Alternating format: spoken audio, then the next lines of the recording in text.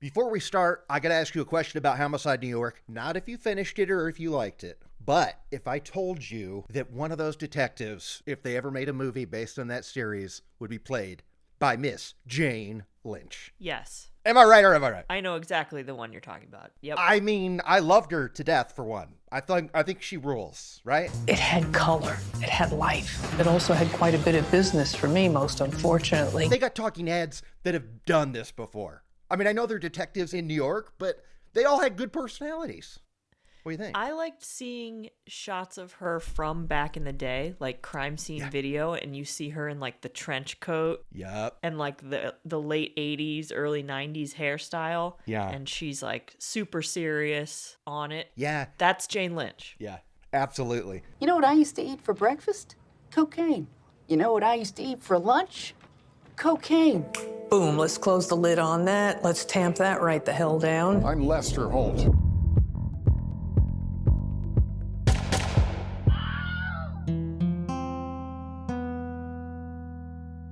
Howdy, Holdheads. Kurt Money here, alongside my co-host, Kateline. and we are here to discuss episode 25 of Dateline's 32nd season, The Sleepover. Now, hit you with the old IMDb, which actually has not been too bad for us lately. I think it's been doing okay. Yeah, it's accurate. All right, here we go. Navy Petty Officer and devoted mother, Sherri Malarik, is found shot to death in her minivan. After she disappeared, the case remains closed until new revelations and old memories resurface. All right, it's funny that I just said, IMDb, you're doing good, because Yeah, that sucked. And I had to change the tense of like 4 words on the fly. Guess what, IMDb? You're back in the doghouse. Next week, we're going to KMDB. Fair. All right, so Kateline, hit me with your thoughts. What'd you think? We had another AC episode. We did, and I was a little surprised because this one was in Florida also. Correct. And typically the Florida ones are MRFs, but we had AC. I'll be. Yeah, I was wondering about that because I was curious. This episode had topics that they both have claim on, and AC won. Yes. Here's Andrea Canning. I liked this one a hell of a lot more than last week's, I know that. Dateline, why don't you go ahead and tell us what you thought of this app? That's what I think about it.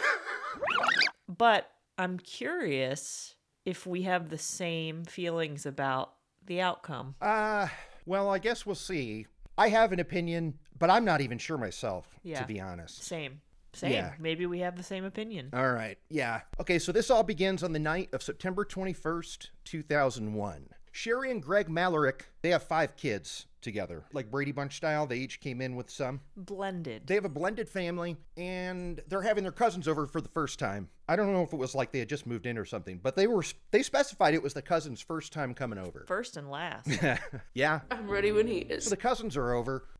Around 7:30, Sherri steps out to go grab something from the Winn-Dixie. Or so we believe from her husband, Greg. He says that she took the minivan, gonna run to the store real quick to get some milk, and she'll be right back. It's just kids being loud and playing. Jacob was the oldest. His sister Tara, the baby of the family. And this was around 7 when they were sitting down for dinner when this happened. Hours passed, still no word from Sherri. Jacob described how his mom went outside in the middle of dinner and didn't come back. So now Greg's getting worried, and he's calling family members. But he's not worried enough to wake the kids up, because he's calling, like, brother-in-laws. And he's like, no, don't worry. The kids are asleep. Don't come over. I was like, I'll come get the kids. He's like, no, they're in bed. He didn't want to worry the kids. He didn't want to worry the police either. Okay, why? Because they didn't get called until the morning. City Police, Jackie. Hi, my name is Greg Malarik. My wife is a little late getting back, and I was wondering if you had any kind of accident reports this evening. Where would she be coming from? I have no idea. She left, and she didn't say where she was going. In the morning, he calls over the family. Nobody knows where Sherri is, so they go out to look for her. Okay, so yeah, the brother-in-law goes to the Winn-Dixie grocery store and sees a familiar ride in the parking lot. It is a red minivan that matches Sherri's. He goes over to the van, glances inside, and sees a slumped-over body and calls the police. He's found Sherri. She is slumped over in the passenger seat, like down. Someone pushed her down so that her body would be hidden from view. And there was no doubt in my mind at that point that she was gone. I'm like, Sherri, what happened? military instinct kicked in. Now, she is pushed at one, Dateline, I'm sorry, what is this, season 1 of Forensic Files? Because there was no blur on that body, Kateline. They showed that dead body hunched up in the van. Not a blur in sight. How about that? Well, you couldn't really see anything. True, but they talked about the blood and she was shot in the head. But I'm just saying, you know, Dateline, they love to blur. They love to go overboard with the blurring. I was shocked to see it more than once. A dead body, not a lick of blur on it. Have we talked about how Forensic Files just has full-on dead bodies completely visible? Yeah, it's wild. It's wild. It's only the early seasons. I mean, throughout its run, it shows more than Dateline and other stuff on like network. But those first few seasons, they're showing like blue bodies and, I mean, wild dead body stuff. Like gross dead body stuff. You showed me that one where it was just like full frontal naked woman dead. Yeah. Yeah, I mean, it's not like I said, Kateline, check this out. You got to look at this picture of this naked lady. Sure, that makes you sound weird. You were like, yo, they don't blur. Check this out. Yeah. And it was not blurred. It was true. It was not blurred, as promised. So we see her slumped over, and I can't tell. They were saying that it's, like you said, she's pushed down so that people can't see her. But it's already suspicious, because why is she in the passenger seat? That's my thing. Is her body in a position that she could have started in the driver's seat and was pushed over and down? Or was she in the passenger seat? I can't tell whether or not she started in the passenger or the driver's seat. I don't know. The way they tell it, it seems like we're not supposed to know. And then by the end, we're supposed to think she was in the passenger seat the whole time. Okay. Yeah. But it was the position of the body that was most noteworthy to the detective. Like you felt like someone had... Oh, there's no doubt somebody pushed her down. The body's not normally crumbled like that. To keep her out of sight? Yes. Yeah, that was a concealment. So they find her body right away. And here's the weird thing about it is, one, they find her parked kind of far away. And their theory is that if there was an available spot, she would have parked closer. But the biggest one is that they found at home in her dresser drawer her wallet and her purse and everything. So she ran this errand without her purse.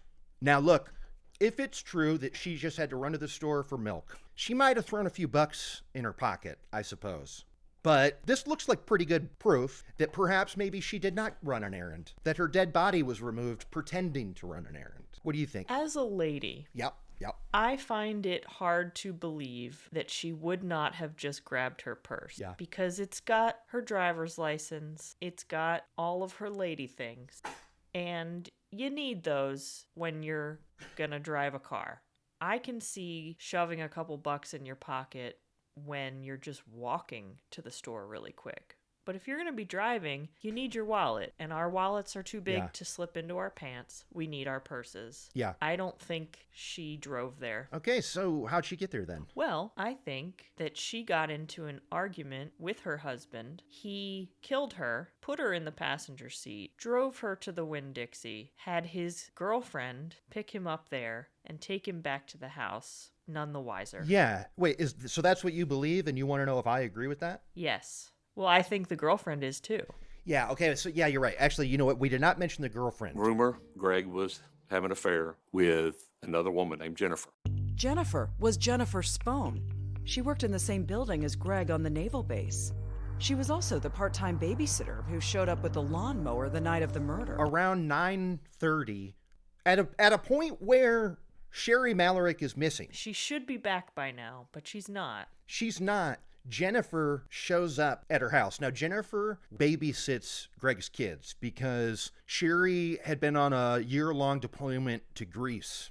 She wanted to do it all in one fell swoop so that she can come back and be with her family. And like a typical dad, he couldn't take care of them by himself. Of course because not. men can't be bothered to watch their own children. To babysit their kids? No way. No. Was Nick a good father? So good. He looks them in the eyes. He had a nanny who then became his girlfriend, secretly. Yes.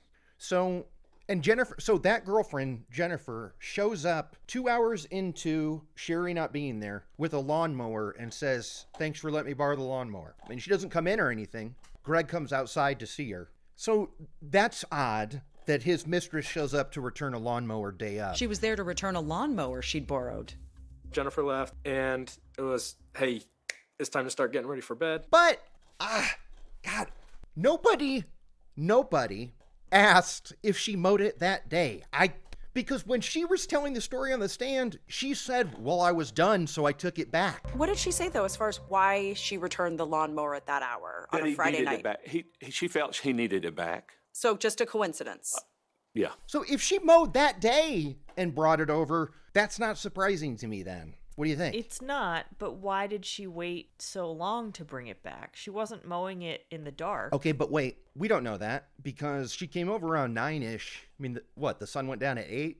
I mean, I don't know. Maybe she had to take a big dump first or something. Okay. I guess I just assumed that she had mowed it that day. Did she not say that in her initial interrogation? Nobody said it specifically because everybody's reaction was that day you decided to bring back a lawnmower. I felt like that was a necessary fact to have to be able to judge that, is whether or not it was used that day. Like, I don't know. So that's one question. Yeah. Did anyone check to see if her lawn was actually freshly mowed at all? Damn. Or that the lawnmower had grass clippings still fresh on it? Because Kateline, that's a great question. she was an accessory to murder. She was not mowing a lawn. You're right. I don't know. Do you think they did? I mean, look, I doubt it, right? I doubt it. That requires too much thinking. That's a great call, though. We're just taking that as fact, as is. Mm-hmm. Okay, so we've got that, and that's weird. Then the cops are doing their digging, their victimology, and this is when they learn of Greg and Jennifer. She admitted to it, admitted to having sex in the van. So if you find my prints in there, I was in the back seat, told us where they did it, off some dirt road. And then we find out from Sherri's sisters a little secret that Sherri did know about Jennifer and Greg. Now, the way that she found out, is there a sadder way to find out? Or no? I can't think of one, Kate. There is not, no. So one of the children asked Sherri why Daddy doesn't love her anymore. And she said, Daddy loves me. And the kid said, no, Daddy loves Jennifer. And this was like a 3-year-old. She was like 2 or 3. She said, Daddy doesn't love you. Daddy loves Jennifer. That's brutal. And Sherri was like, got it. Yeah. And this all went down while she is in Greece. And it was like the cops even asked around over there, and they had to call her loner. I mean, so what? We interviewed all her coworkers and stuff from Greece. She was a loner there. She didn't do a whole lot there. Because they were like, well, maybe she was seeing somebody over there, but she was just minding her business, doing her job, couldn't wait to come back to her family. Yeah. Yeah? That was weird to call her a loner. Right? It felt a little, I don't know. It's like, she's in Greece. She doesn't know anybody. Even her coworkers she just met over there. She's just trying to make it through the deployment. To be like, and no one liked her is very weird. Yeah, it is weird. And I don't buy it. I do believe that even if they had been nicer about it, she was totally cool over there. I mean, I believe that she was not up to no good at all. Oh, yeah. And I'll bet Greg was up to no good the day he dropped her off at the airport. Immediately.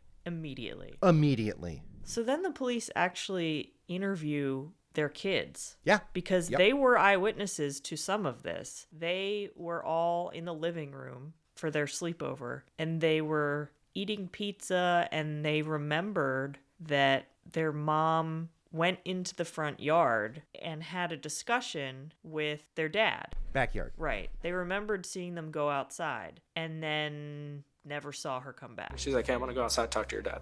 So she goes outside to talk to her dad, and that was the last time I ever saw her. So one of the kids specifically said, one of the cousins said that she heard what sounded like, I assume, gunfire, 2 pops. And they kind of put together a scenario where she had stepped outside, got into a discussion with Greg, he shot her, and that's when, quote unquote, she had to go to the store for milk. Right. Because they didn't see her after those pops. No, they didn't. So I was curious about the fact, so did he often pull the van into the grass to work on it in the backyard? They talked about it, look, maybe that's what he did.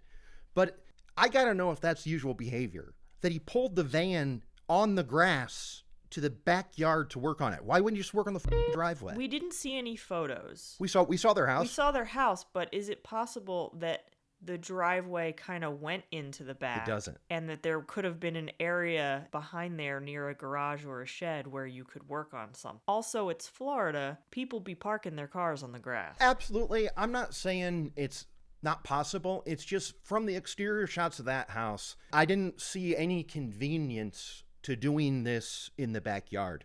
But you're right. I mean, people drive stuff on grass. I mean, this could be what he did. Maybe that's how he rolled. But I think what we're getting at is that, no, he needed to bring the van back there to put her body in it. Yes. Yes. So... Do they not have neighbors that were witness to this or heard the pops? No. There was supposedly a witness at the Winn-Dixie. Yeah. I'm willing to throw that out. We don't even know if that was... It's like he heard an argument in that direction. We don't know what time he heard the argument. Like, also, there were plenty of cars in that parking lot at the time. And he thought he heard and saw, like, what did he say? He thought he heard voices of a man and a woman. Now, that very well could have been Greg and Jennifer arguing about, like, what took you so long? Right. Or, no, we have to push the body down so no one can see. You're not doing it right. Yeah. It was a man and a woman. She was in the van, but he didn't get a good look at their faces. The cops are suspicious. The sons are suspicious. Jacob is the one that we talked to. He was like the oldest sibling, and he like was raising the kids. He was talking with his other brother, Greg, little Greg, as he was called, an article told me, little Gregory. They start talking about the night and how Dad's story doesn't really make sense. There were things that just didn't make sense. Like our mom going to the store that night to get milk. Our mom was very organized. This is the first time our cousins are ever coming over to the house. So they've got their suspicions. The cops have their suspicions, but this baby goes cold. It goes cold for 20 years. Okay. Now, J-Mank had a great point on Talking Dateline that, like, this happened 10 days after 9/11. So just think about the reality in Pensacola. Yeah. They were dealing with their worst personal thing as the U.S. was dealing with its worst national thing. And Pensacola being a military town, I'm sure everyone was very heightened and emotional, and it was a weird time to do this. Yeah. But you know what? Okay. Or was it the perfect time? Boom. Boom. Boom shakalaka. 10 days after 9/11. Yeah? Yeah, maybe Greg Sr. thought everyone would be a little too preoccupied to focus on this. Especially in this military town. Like, he was probably seeing the commotion, stewing on this for 10 days going, "Shit, Greg, I really just want to be with Jennifer. I know how weird that is, but I want to be with her. So I'm going to..." Like, I feel like he would do that math and go like, now's the time. There's no better time than now. I mean, that's a possibility. Instead of just getting divorced. Of course. And as Jennifer, well, okay. So 20 years pass, and it kept getting new detectives, and the family of Sherri was saying how every time there'd be a new detective, they'd have to start from scratch. Which is brutal. It reminds me of like when you're on hold with like customer service or something, and they transfer you, and you've got to retell your story when you're like, isn't it in the notes? So imagine that times like 1 billion. Yes. Is probably what the family was going through. Absolutely. I know I would be very frustrated. I feel like I'd also be frustrated even before it changes detectives. Just the fact that you have to tell and recount your story to everybody, all the different cops, whoever shows up on the scene, the 911 dispatcher, in the interrogation room, everybody. It's like you're saying it over and over again, which I get they do that on purpose so that they can see if your story changes. But then imagine doing it like 4 more times throughout a decade or so. It's just awful. Yeah. Or once 15 years later, because if you said one thing different, they go, that's funny because after it happened, you said this. And I'd be like, it was 15 years ago. Yeah. Right? Like if you're involved in a case, when the new detective calls, not only do you have to start over again, the way you're answering right that second could make that new detective think you're the suspect. When it's like, they did this day one. Absolutely. And I think about that a lot because I can't remember what I did yesterday. Let alone 15 years ago or even a month ago on a certain afternoon. And I don't keep a journal. My calendar doesn't have every little thing I did. I really thought about that for the first time when I was listening to Serial. and I was hearing Adnan talk about that afternoon of Hayes' murder in detail, and I thought, I would be so fucked. Yeah. I can't remember all those little things about when I drove where and went back to where and in the span of like 2 hours. I have no idea. Yeah, and the theory is that, well, if it's a traumatic situation, it'll be burned in. But here's a little test for you. What were you doing on 9/11? I mean, I remember what class I was in. That's it. I can't tell you if we went home early. I can't tell you. I don't remember another detail from 9/11, 2001. Also, that it's my birthday. There's that. Oh, right. It is your birthday. Happy birthday.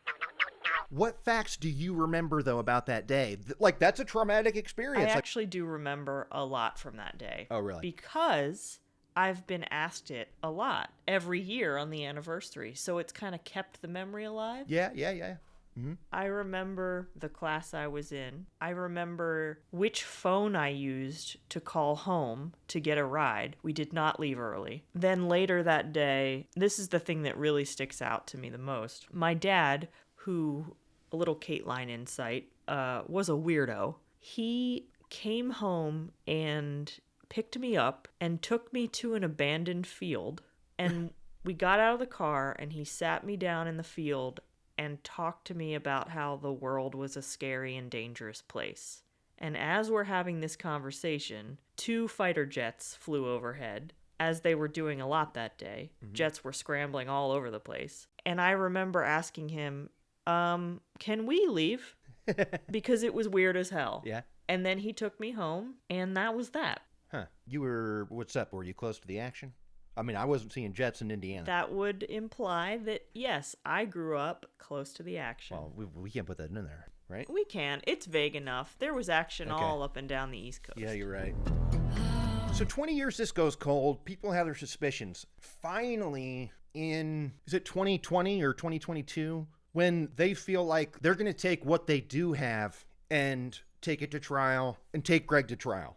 Now, do they wait to say we're going to do this? Because they go to Jennifer, and Jennifer this whole time has said the same story. Even when they bring her back in 20 years later, she's like, I don't remember this or that or this. But something happens where they say, okay, we're going to take him to trial, but when we do, you'll have full immunity. Is your story different?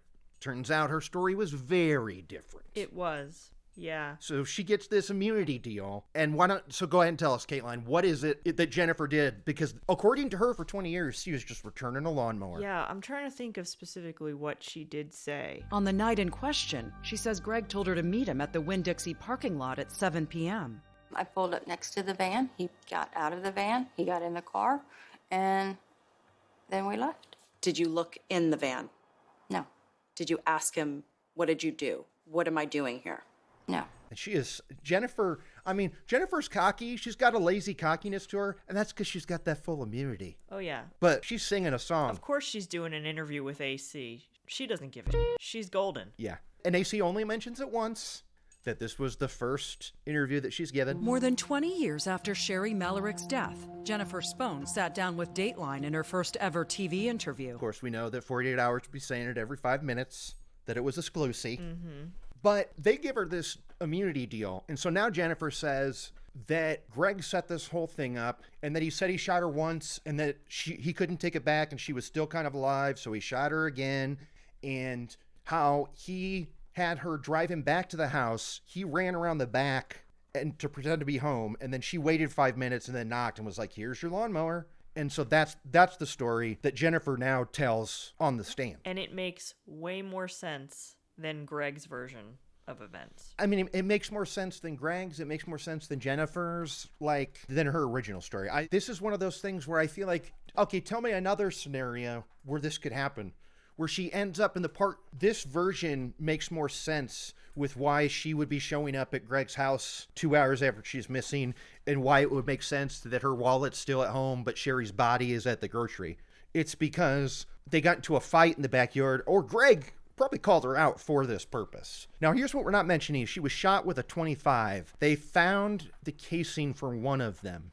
Now, the other son of Greg's, little Gregory, he was also on the stand, and he testified that he saw his dad with a metal detector exactly where the van was parked that day, looking for something.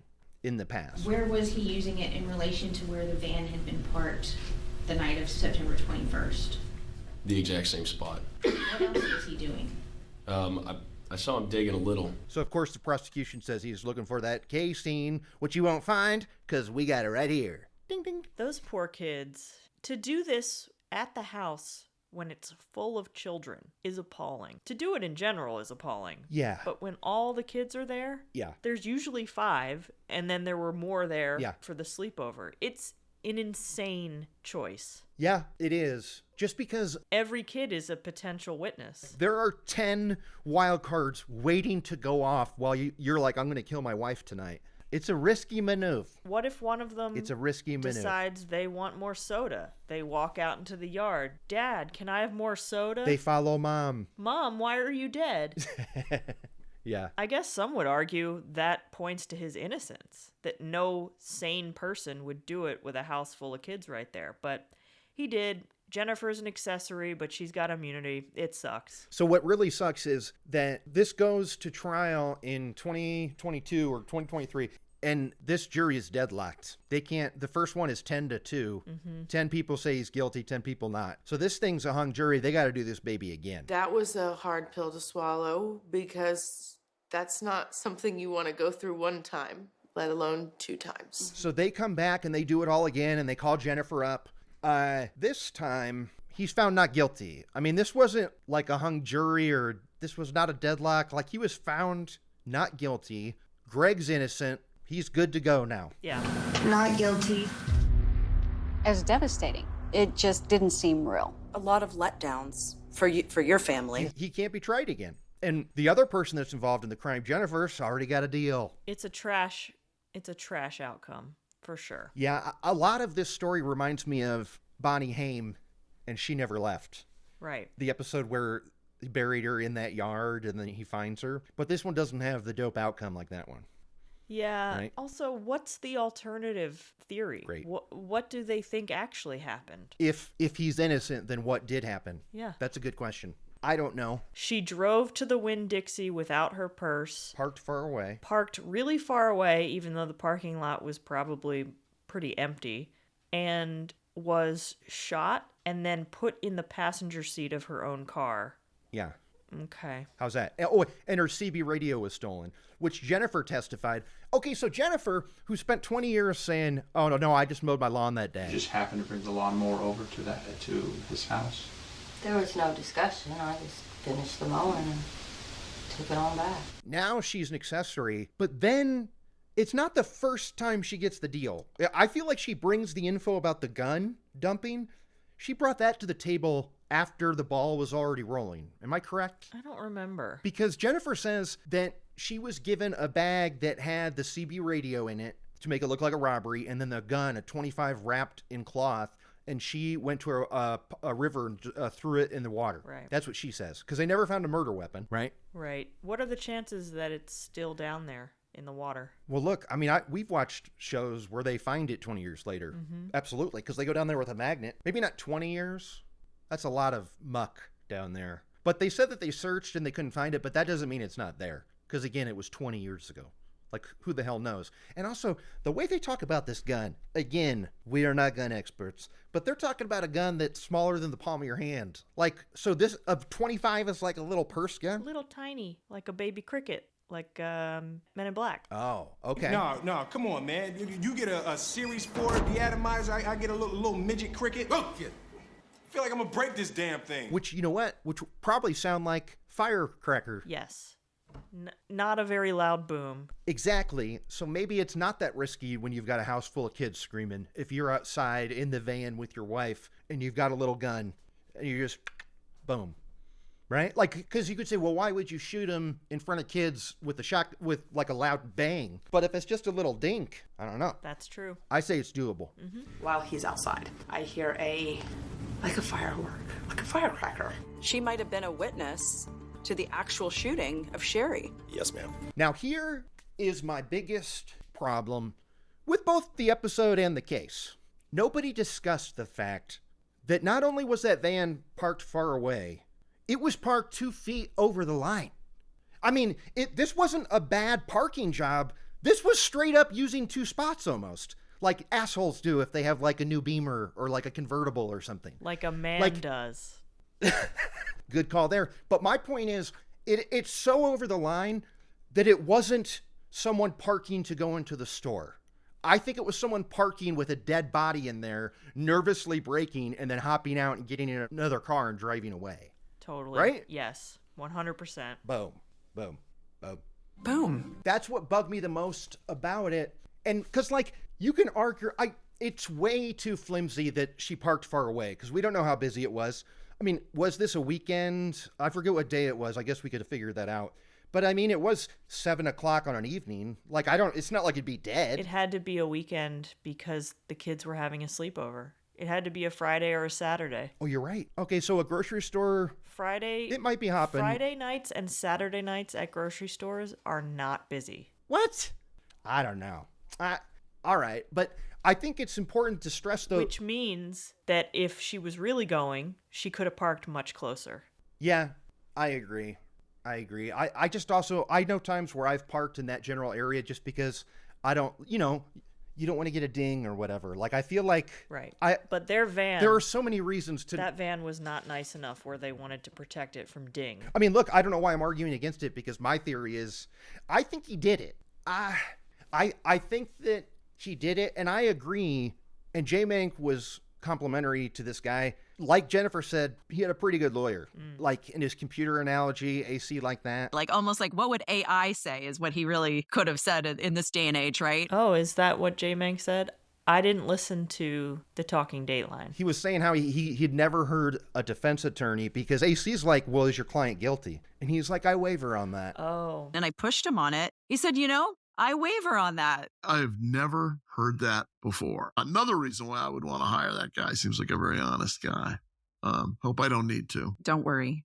You won't need Chris Crawford. You know who also always towed that line? The lawyers for Making a Murderer. Whenever they were asked, is Stephen Avery innocent or guilty, they would always say, we are not convinced of his guilt. Yeah. But they're also not convinced that he's innocent. All they know is that the evidence they have seen points to reasonable doubt. Yeah.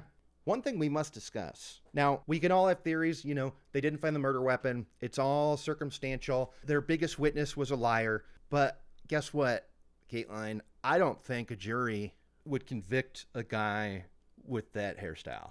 Now, he trimmed it for the trial, but he had it was full white, but he was doing like a Spinal Tap. He had bangs. I mean, could you imagine that guy killing somebody? He looked like he looked funny. Did he not look funny? What I thought was funny was when they described early on Sherri meeting him, and they acted like he was this cool local rock star, and how could you not fall for him?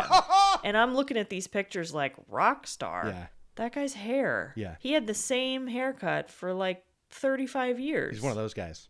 He looked to me like Henry Winkler. I thought he was the Fonz when I was like looking at him. I was like, he looks like the Fonz. And his daughter, the one who, I guess she was very young when the murder happened. She's the one that said, Daddy doesn't love you. That's Tara. She was. She has stood by Greg this whole time. He's been in her life this whole time, and it's become an issue within their family because the siblings are divided. And yeah, I think she now understands that he is probably guilty and would like... No, she doesn't. Really? No, she doesn't. Because she wants to reconcile with the siblings even though they disagree with her. No, she said that she's ready to talk when he is because Jacob said that he needs to focus on himself right now. 1,000% Tara. She moved in with him while the trial was happening. Like, her support for him grew. Now, this, it's funny, we talk about the She Never Left Bonnie Haim case, but I'll tell you what this really reminds me of is... she comes up all the goddamn time. I guess I'm just like a Nancy Howard Shore super fan. Okay. You can't do an episode without talking about Nancy. I know. Because I'd been shot in the head. I'm going to talk about the fact that a child was forced to pose for wedding photographs with the person that they think /know killed the mom that's not there. Right. because Greg was very much still in their lives. We saw the pictures. I mean, just like how we had to watch that f***ing prick walk his daughters down the aisle on Nancy Shore's dime. It was very special that he was able to do that. This guy, I mean, Jacob got married in 2015, and the only way that he could get some of his brothers and sisters to the wedding is if he invited him, because they still lived with him. So it's like he did that just so he could have his family at his wedding, but they're still very much divided. But even as they posed for pictures together, Jacob still believed that Greg had murdered his mother. As we said in that one, Ashley Howard is still, I think, hands down, the most unlikable non-killer to ever appear on Dateline. Yes. I'm sorry, what? I am very upset with Tara in this episode, not her personally, just that she's the baby that grew up with the killer, because she's spouting that same shit that we've seen before. Like we saw just recently, where the daughter was like, I don't even know her. That lady, I don't even know her. Don't put my mom in jail. Didn't even call her mom. Called her Ann Cochran. She did not know who she was. Tara. Here talking on Dateline, like saying like, I didn't know my dad as being aggressive or abusive at all. He's always been great to me.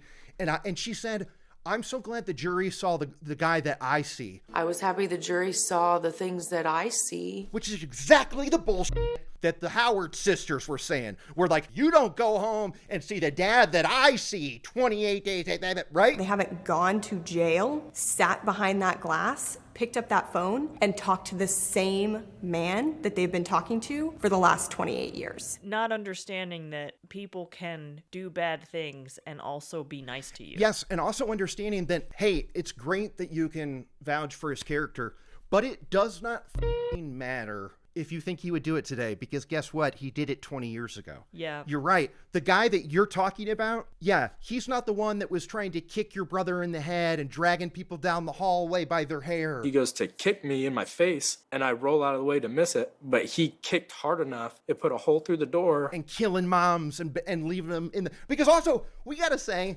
that Jennifer moved into that house, but not immediately. 8 years later, Jennifer, the other woman, moves in.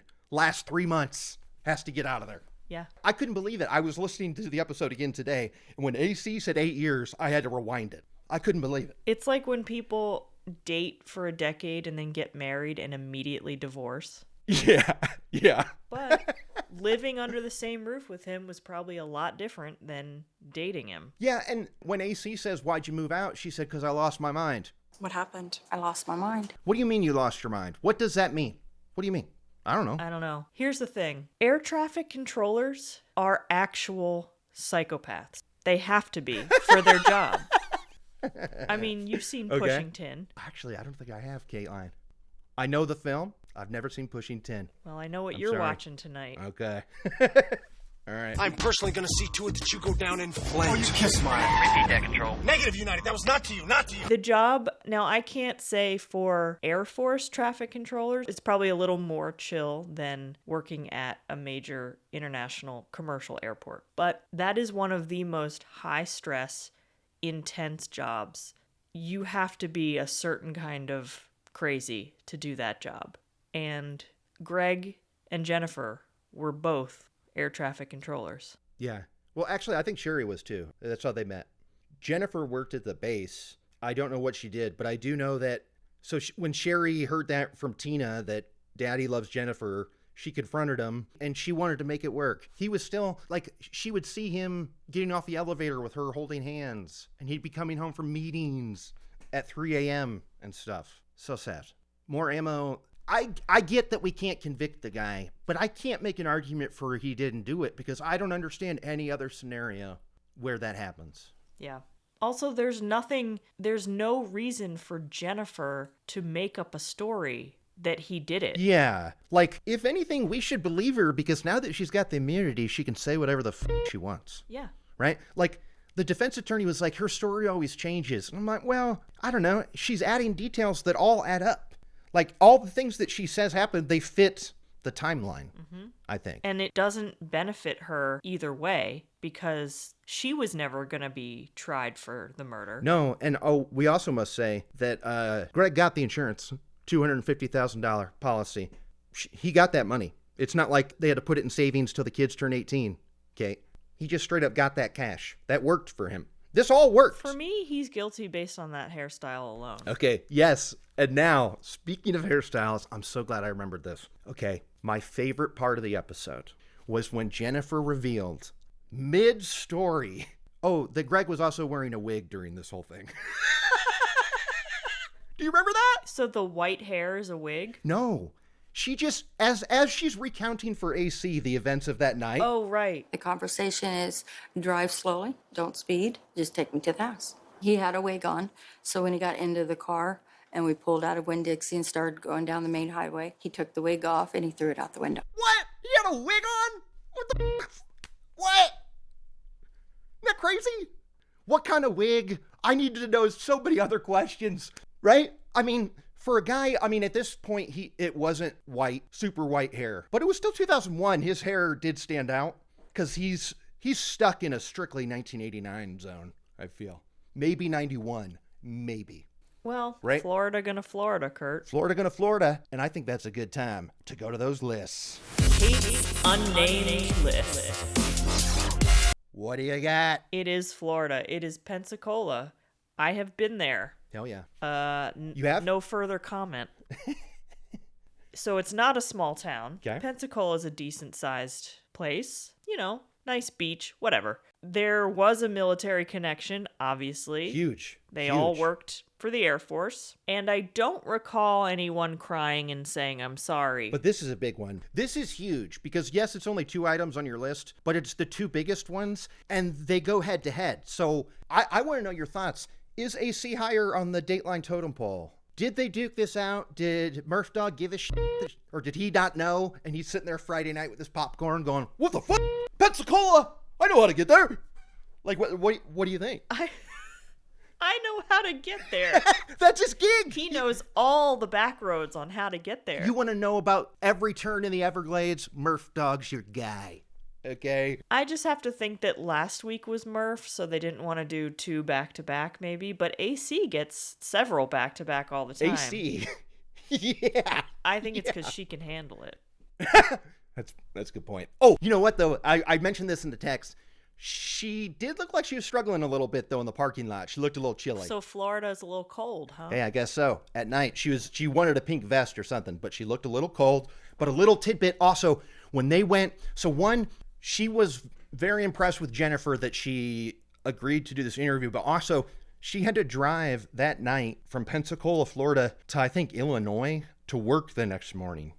And she agreed to go out to where, like, the dump site or whatever. So AC was very appreciative. But if you'll notice in one of the scenes, there's a dog in the background. Did you see that dog that was in the back? No. That was a stray that they couldn't get out of the shot. So they finally just said, leave it. Aw. Now, they didn't take it and adopt it?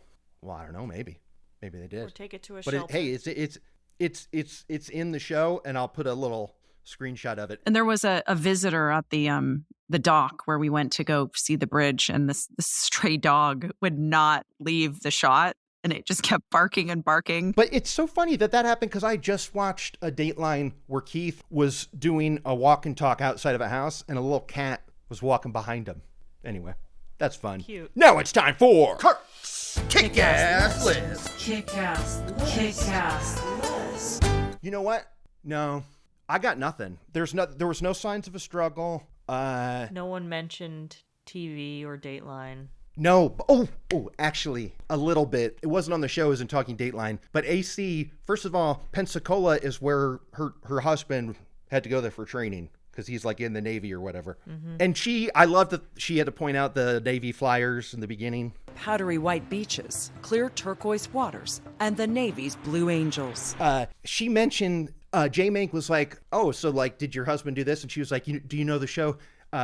It's called Pensacola Wing. Oh, Pensacola is like where the Blue Angels are based. Yeah. Now, there's a TV show that was like Baywatch, like Top Gun Baywatch. Here we go. Yeah.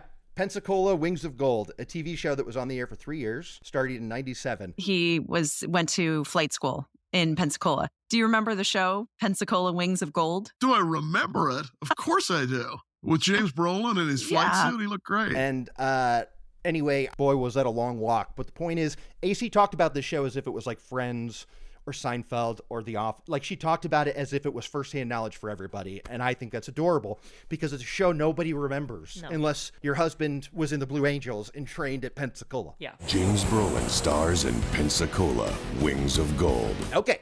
All right. Aren't the Blue Angels basically like the Harlem Globetrotters of the military? They're not real. That's my understanding of them too. Is that, yeah, that's a good point.